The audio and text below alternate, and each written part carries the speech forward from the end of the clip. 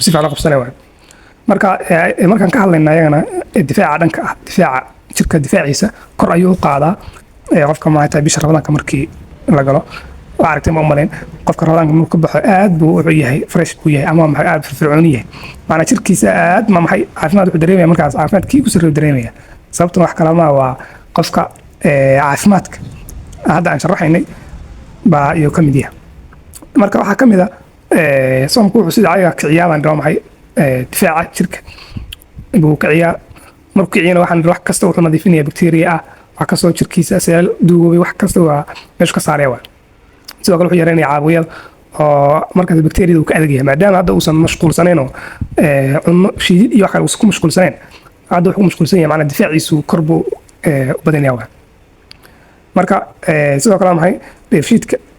markaas isaga waa maxay tahay waa la dimiyaa markii dheefshiidka la dimiyana jirku wuxuu isticmaalaa wixii kaydka ahaa intaas marka uu dinsan yahay waxaa kaloo chance helaya seelashii unugyadii baa chance helaya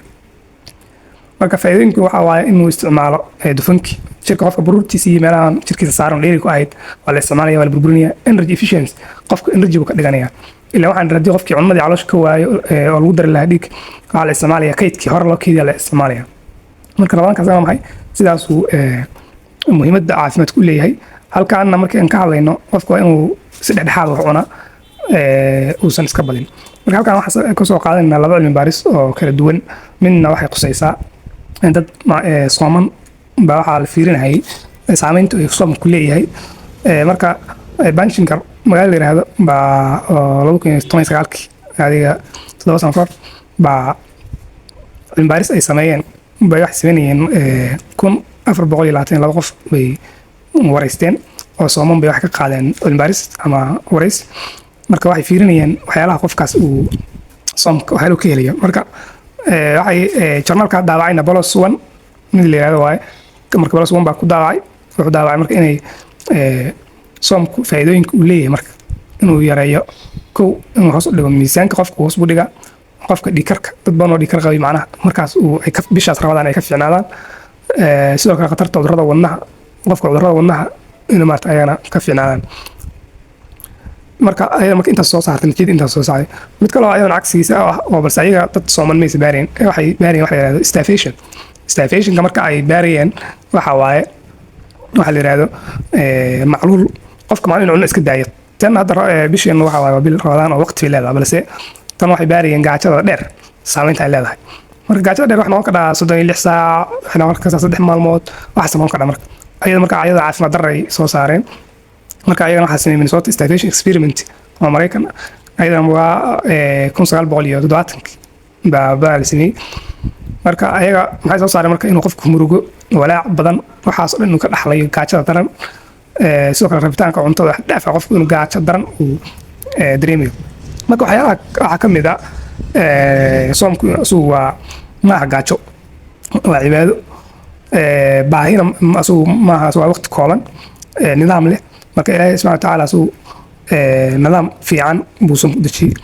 oo qofka bil aadanka oo ah maarta caafimaad sida caadiga hadda qofka annagoo kale ama dadku markay shaqeeyaan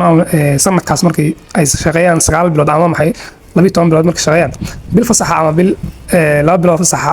aad buu jecel yahay marka Ilaahay subhanahu wa ta'ala qofka bil aadanka ku dejiyay in haddii qofka bil aadanka caafimaadkiisii intaas oo bilood haddaad wax cunaysay hal bilo waa maxay ayadana waa maxay fasax aad camal oo siinay sidoo jirkaagii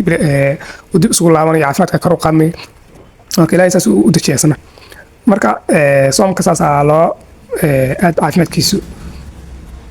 soomka aad isku xiriiraan marka cudurrada marka waaweyn oo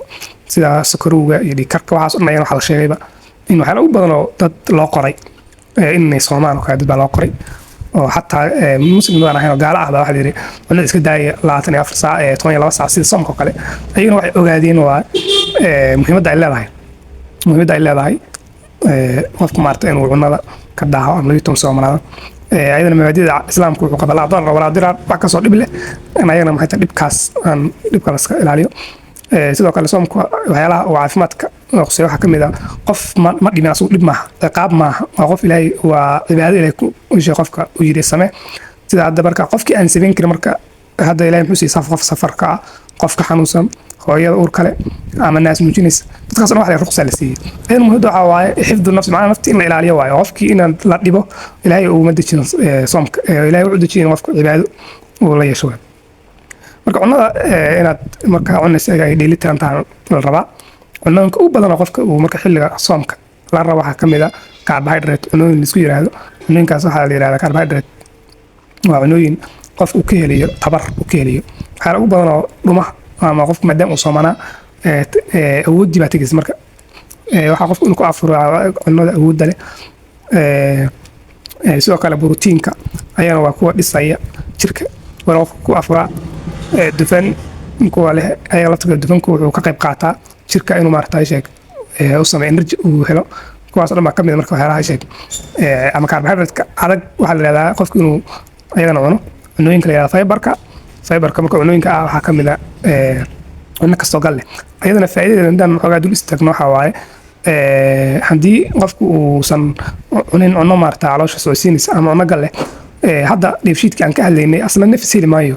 ilaan haddii ay calooshii qofkii taagan tahay dheefshiidkii oo dhan baa asna waa saami ku leedahay wuu istaagaya sababta waxaa waaye haddii uu maanta o dhan dheecaankii lagu shiidi lahaa soo daayo macnaha ma gudbayaan waa marka waxaa laga yaaba qofkii maxay inuu waxba cuni waayo oo teedka ka xirmo calooshii maxay tahay uu calooshu iska dibiran tahay ayadana waxaa waaye qofkii maarata cunnada galka leh uusan maarata cunin marka ayadana qofka cunnada galka leh inuu ugu yaraan isticmaala la rabaa sababtuna waxaa waaye in maarata calooshiisa uu nafis hesho iyo dheefshiidkiisaba ukunta iyo waxyaalaha borotiinka laftirkiisa ayagana waa muhiim ilaa qofkii maanta o dhan uu soomanaa waxaa la rabaa inuu qofku hadhow uu soo kabto borotiin fiican u helo cabitaanada ama qudaarta iyo waxyaalaha la xiriirna ayagana qof inuu badsado maadaama ayagu la xiriiro difaaca jirka iyo maaragta jirka inuu koriyaan difaaciisa qofku sidoo kale waxyaalaha caafimaadka taageeri waxaa ka mid in ilaahay suxuur qofku yiri in la suxuurto kale sababta loo suxuuranaya waxaa waa in maaragta qofkaas uusan dee berri oo dhan soomanaanaya inuusan fuuqbax ku dhicin marka hadda caafimaadka hadlayna qofkii hadduu dee waxba u soconin qofka jirkiisii waa maranaya hadduu jirkiisa maran waxa laga inuu iska dhaco tabar la-aan marka dehydration inuu isku dhicin waxaa la rabaa qofka inuu biyo ama waa maxay wax afur wixii cuno kale inuu suxuurtana cuno si maaragta uu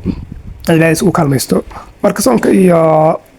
caafimaadka aad bay u wada xiriiraan marka laga hadlayo caafimaadka taasna waxaad ka dareemaysaa qof walba markuu wax isqiimay insha allahu tacaala marka lagu jiro rabada marka laga sabaxayo qofku siduu fresh u yahay iyo siduu u firfircoon yahay baad ka dareemaysaa marka allah subxana watacaala caafimaadka qofka biniaadanka iyo soomka waxaad moodaaba soomku inaa ilaahay ujeedooyinkii u dejiyey inay qofka caafimaad inuu ka helo inay tahayba qofka marka maskaxdiisa adina waa maxaalo fara badan qof isbaranaya qofka isxakamayntu baranaya qofka inuu dulqaad yeelan karo in wax iska ilaalin karo ilaa waxyaala badan baa ilaahay kaa mamnuucay marka adina qofka waxa badan buu ka baranaya waxyaala badan xad dhaafku ka dheeraanaya cunadii faraha badneed qofka cunayay buu iska yaraanaysa marka waxyaala fara badan waxaa jira ilaahay subxana watacaala uu noo fududeeyey oo caafimaadkan la xiriira marka qofka waxaa la rabaa caafimaadkiisa inuu asna waa maxay ogaado ramadaankan inuu caafimaadkiisa ku jiro marka insha allahu tacaala intaasaa ilaahay naga karsiiyey waan kusoo koobi doonaa casharkeenni ku saabsanaa caafimaadka qofka soomka ama soomka qofka caafimaadka waxyaala uu ka helaya waay asalaamu calaykum waraxmatullahi tacaala wabarakaatu